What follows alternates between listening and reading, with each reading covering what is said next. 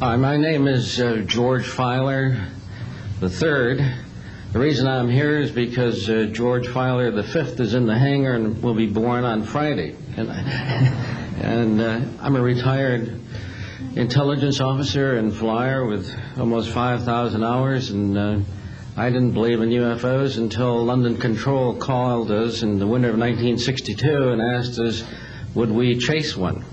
And we said, sure. So we let down from 30,000 feet to 1,000 feet where the UFO was hovering, and we went into a steep dive and actually exceeded the red line of the aircraft. So it's kind of dangerous chasing UFOs.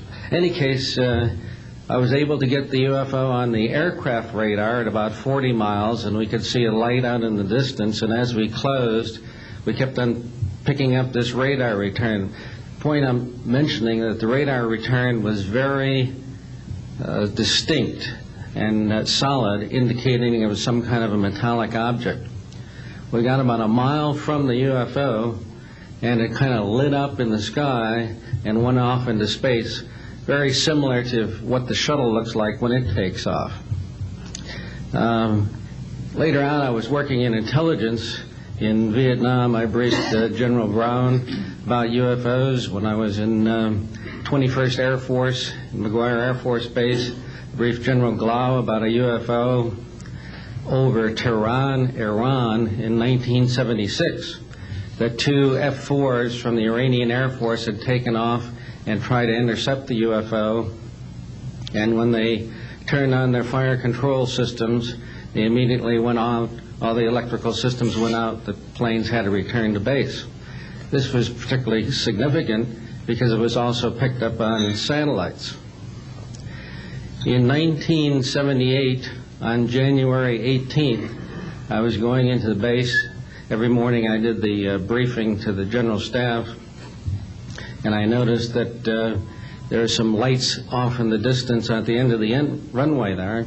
And when I got into the command post, the senior master sergeant in charge said that there had been UFOs in the pattern all night. They're on radar. The tower had seen them. They gotten aircraft reports and so on. And that one had landed or crashed at Fort Dix. Fort Dix and McGuire are right together. And this is kind of like the Roswell of the East. But in any case, an alien had come off the craft and had been shot by a military policeman, and apparently was wounded and was heading for McGuire. So for whatever reason, the aliens liked the Air Force better than the Army, perhaps because they're shooting at them. But in any case, our security police went out there and found him on the end of the runway dead.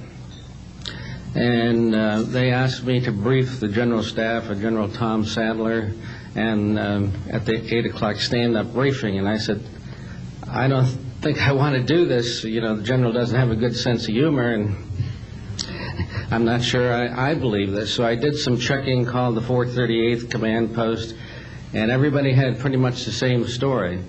And at 8 o'clock that morning, just before I went on, was going to brief this, and I was very worried about it. They said, don't brief it, that it's too hot, so to speak. That's pretty much my story, and I'm prepared to tell the story in front of Congress, and it is the truth. Now, because of this, I've stayed interested in UFOs, and I'm the Eastern Director of the Mutual UFO Network. And between the National Reporting Center and Peter Davenport and the MUFON, we get 100 reports a week on average of people from all over the United States that see these things regularly. And if you start checking, they're out there and they're low, and people are seeing them all the time. And these are highly qualified people, all of whom essentially give us the reports by email. Thank you.